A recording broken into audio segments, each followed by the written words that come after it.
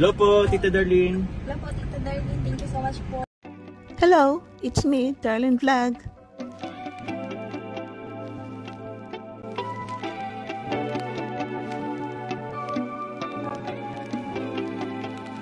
Back mga kalingap, good afternoon, good evening mga ka-Jomcar. It's me, Darlene Vlog. Nako, kasentimental. Si Nanay Tasing tapos na ang kanyang bahay. Diba? Sa last vlog, nakita natin na kinuha nila si Nanay Tasing sa kanyang lumang bahay, dinala siya doon sa kanyang bagong bahay na semento, di ba? Siyempre sulit, sulit pa bahay ng Kalingap. At dito makita natin na kahit hindi nakakakita si Nanay Tasing, Auntie Tasing, Titas Tasing is masaya siya dahil nakangiti siya, dahil feel na feel niya, touch na touch niya yung loob ng bahay niya, kahit anong hawakan niya is naiintindihan niya kung ano yun, dahil dinidescribe sa kanya, ito ang kama mo, ito ang bed mo, ito ang upuan mo, ito ang rice cooker mo, di ba? So, ma-feel natin anong kaligayahan ni Nanay Tasing dahil meron na siyang bahay, di ba?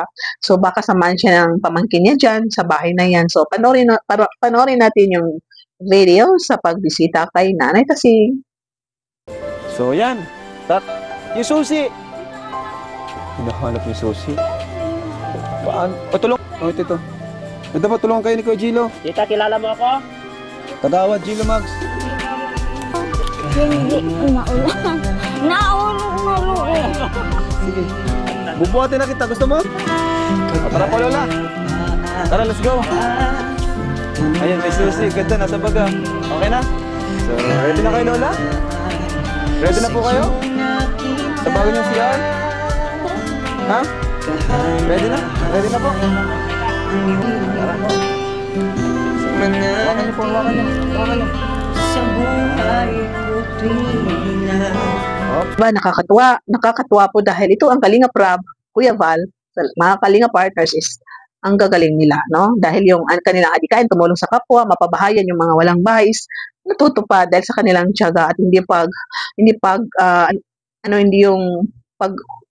anong tawag sa Tagalog, hindi sumusuko sa mga pagsubok, sa mga basher na nandyan, sa panahon na kahit umuulan, mainit ang panahon, sila pa rin ay nagsa-scout, naglalakad, naghahanap ng matutulungan. Ito si Nanay Tasing na scout ni Gilo Mags, at isa na siya sa napabahayan at abangan natin, siyempre ang ribbon cutting sa bahay ni Nanay Tasing. So hindi natin alam, today is Thursday, baka susunod na araw, Sunday or Monday, siyempre, baka ribbon cutting na sa bahay ni Nanay Tasing. So, nakakatuwa po ang mga nanay natin, mga lola natin, na natutulungan ng Kalingap, nagkakaroon ng magagandang bahay.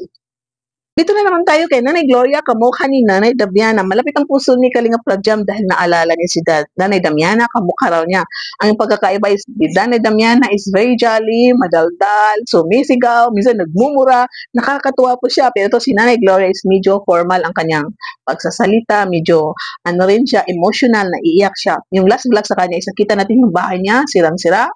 Natutulog siya sa duyan, natutuluan siya, naglalagay ng payong, tapos yung duyan niya is may kawayan, kung naalala po niyo sa last vlog ni Kalingap Rab, sa mga baguhan dyan, pwede niyo panoorin ang vlog ni Kalingap Rab, at ang bahay niya is parang tambakan ng mga kung ano-ano dyan, ng mga basura, mga reject na mga gamit. So dito, binisita na ni Kalingap Rab ulit si Nanay Gloria dahil parang pabahayan na, parang instant pabahay. Napakaganda ni Kalingap Rab kasi yung mga pinapabahayan is naka-line up. Pero pag nakita niya na talaga emergency, ang mga nanay, mga ito, na kahit hindi naka-line up, na kailangan talagang pabahayan, inuuna niya. O nakita niyan, ang pagmamahal ni Kalingap Rab, no? Kasi minsan may mga naka-line up, pero parang may bahay pa sila, no, na natutulugan, pero yung mga beneficiary niya na natutuluan, wala na matulugan, talagang kailangan na nila ng bahay, pinapabahayan agad ni Kalingap Rab na kahit walang sponsor, sariling pira ni Kalingap Rab ang kanyang pabahay. So minsan may nagbibigay na pa konti-konti, pero pagkadalasan, napabahay ni Kalingap Rab na instant, is sariling pera niya. So panoorin po natin, masaya si Nanay Gloria dahil sabi niya, alam daw niya na babalik, pero na-surprise siya dahil papabahayan na siya instant sa araw na yun. Magliligpit na ba ako? Sabi ni Nanay Gloria. Kumusta po kayo, Nay? Nay, muli po, andito kami ang Team Kalingap. Nagbabalik para ibalita po sa inyo, Nay, ang magandang balita. Alam niyo na po? Alam. Ano? Alam niyo na? Balik kayo dito. Ay, hindi ko alam ang gagawin. Ang balita po namin, Nay, ay uumpisa na po ang bahay nyo. Maligpit-ligpit na. Yun, ha? Umpo. Hindi ko alam kung anong plano, pero umpisa na. So, saan kayong tutulog? Ay, bahala na po. May kapitbahay. Papagawa ko na po, Nay, ang iyong... Ibig sabihin, aalisin ko na yung mga laman. Kung ano po, siguro kailangan na talagang ligpitin. Kasi dito po kayo gagawa, no? Ayan, mamaya po ay dadaan po kami kay Mayor. Kasi Rubilin, nandyan pa rin. Ang galing ni Rubilin. Magaling na si Rubilin kasi nakakatuwa. Nakikita mo yung beneficiary ni Kalinga Prab na magaling na, tapos sumasama sa ganyang mga scouting, bumibisita sa mga beneficiary. Yan ang tama, no? Charity vlogger na rin si Rubilin. Kahit wala siyang channel, charity vlogger na rin kasi sumasama siya sa mga charity vlogger. So dito, nakakalungkot.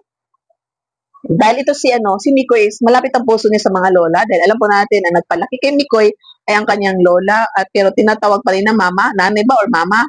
Malapit ang puso niya sa mga lola, mga nanay dahil yun nga, yung story ni Mikoy alam po natin na umiyak si Nanay Gloria. So panoorin po natin mga kalingap, nakaka-touch, emotional pero masaya tayo dahil nakakatulong ang kalingap. Lola ko. Kaya sobrang happy po ako. And, Dalawang lola din po. Hindi na kayo. bro, thank you kasi Masyado akong ano, masuripot sa pamamahay. Naiyak mo lola si Mixilo. yun, sobrang saya ko po kasi kahit paano maayos na po yung matutulugan nyo, ganun po. Kaya sobrang saya ko po para sa inyo. May lola kasi siya. Lumaki sa ano. Sa lola sir. Lumaki po ako sa dalawang lola. Apit. Ikaw rin lola? Sa lola ka rin lola? Yung lola ko sa nanay, apit. Yung lola ko sa ama, De La Cruz. Asan na yun, lola niya? Mga kalingap, iba-ibang message ng mga keyboys kay Nanay Gloria pero lahat ay positibo, nakakatawa at nakaka-relax ng feelings ng ating Lola Gloria dahil ito nga, mayroon na siyang instant bahay at thank you sa may-ari ng lupa na yan na pumayag na magpatayo dyan ng bahay si Nanay Gloria. Kalingap, kung maalala natin kung anong bahay ni Nanay Gloria, no? Ngayon, ang bahay niya is talaga concrete. At mapapaisip tayo sa edad niya na 81 years old, 81 is napakasipag pa rin ni Nanay Gloria na mag-anak buhay, di ba? Dahil wala na siyang anak, wala na siyang asawa, tapos yung anak niya isa, hindi nakatira dyan, mag-isa na siya sa bahay, mag-isa na sa buhay, mag-isa na siya natutulog, mag-isa nagluluto. So, ito, kailangan niya na maayos na bahay, na safety siya, kasi yung bahay niya na luma is nakakatakot. Baka mayroon ng ahas doon, magugulat na lang siya, may katabing ahas na nangangagat. Di ba po mga kalingap? So ito, nakakatuwa dahil ang kalingap is yung pagtulong nila sa mga ganyan, may mga kapwa is talagang instant ang pabahay pag kailangan na talaga. O si Jomar, humingi ng advice ka na ni Gloria, ano bang may advice mo sa akin, Nanay Gloria, tungkol sa pag-ibig? At ano ang advice ni Nanay Gloria? Dahil ito nga, yung masipag ang kamay ni Jomar, so ito ang advice ni Nanay Gloria. Mabait daw si Jomar. Huwag magpapakita ng sama ng loob. O napansin niyo si Jomar, hindi siya tampuhin, hindi siya nagpapakita ng samang ng loob. Tahimik lang siya. May continuation, consideration, repetition. Oh, nagkukonsider pala si Jomar, kaya yun yung gumanti. No? Repetition. So ayaw niyang gumawa, patulan ng mga basher dahil may reputation siyang iniingatan. Huwag daw agrabyado, pero me, masaya ka. Sabi ni Jomar, hindi naman po ako agrabyado. Gutom ka, kumain ka na, ganyan ang continuation, ano ba yun? Magalang ka. Paano tayo kung manay, kung gusto ko maglambing, sabi ng nanay, bahala ka na dyan, ang bibig mo ay magtawa-tawa. Natatawa tayo dito kay Kalingap Jomar. Ikaw kasi Jomar, nagpa-advise ka pa kay Nanay Gloria. Tingnan mo, advice niya, mga advice ng mga matatanda, advice ng mga old school, dapat nagpa-advise ka sa mga new gen Z kung gusto mo ng kiligan. Buhay. Paano pa na kung gusto kong maglambing po? Anong... Ay, bahala na ang bibig mo magtawa-tawa. Lalambing ka eh. Lumalambing na yung bibig mo, lumalambing pa ang kamay mo. Hindi po, yun po, yung ano ba, ano po, Yan, kung sakaling magjowa po ganyan na ako. nga ang sinasabing dad. Jomar, pag lumalambing daw yung bibig mo, lumalambing yung kamay mo. Sabi ni Nanay Gloria, ano yung malakas na tunog ng halik? Malambing ang bibig. Tapos, umaakbay-akbay ka pa ng pasikreto, di ba? Pero nakikita ng lahat kasi maraming nakaka-video sa'yo. Umaakbay-akbay ka. So, malambing yung bibig mo, malambing yung kamay mo.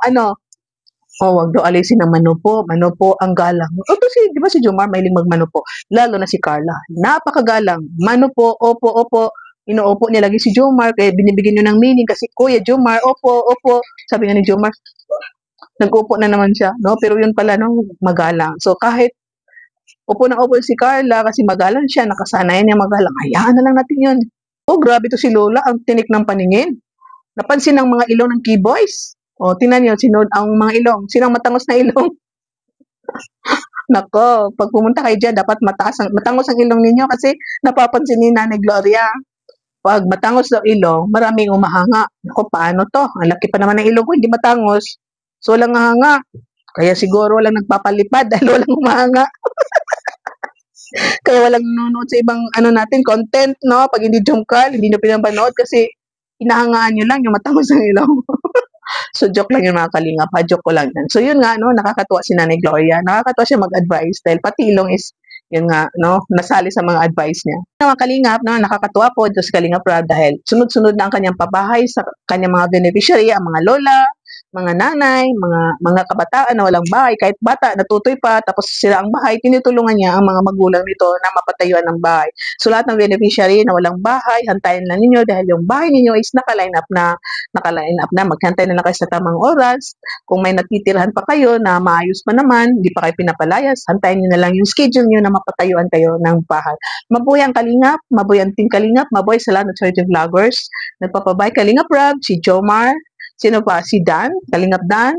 Ito si Mikoy, baka magcha-charity na rin siya. Si Kalingap Carl Henry, no? Magcha-charity vlogger na siya. Sa lahat ng charity vlogger, shout out. Kuya Val Santos Matubang, pag-subscribe po si Kuya Val Santos Matubang, si Ate na Vlogs, si Kalingap Rob, at siyempre, tuloy-tuloy lang po ang pagmamaraton na lahat ng video ni Kalingap Rob. Isa lang mga vlog ni Kalingap Jomar, Kuya Val Santos Matubang. Shout out sa lahat ng Kalingap partners, mga charity vloggers, mga reactors, at sa Karaba, Karepa, shout out sa Jomcar community, lahat na nagmamahal sa Jomcar fans for life, sulit Jomar supporters, Jomaratonners, ingat kayo lahat, Team Baloy, ingat kayo lahat, mag-ingat kayo, I love you all, and see you in my next reaction video. God bless and keep smiling. Bye!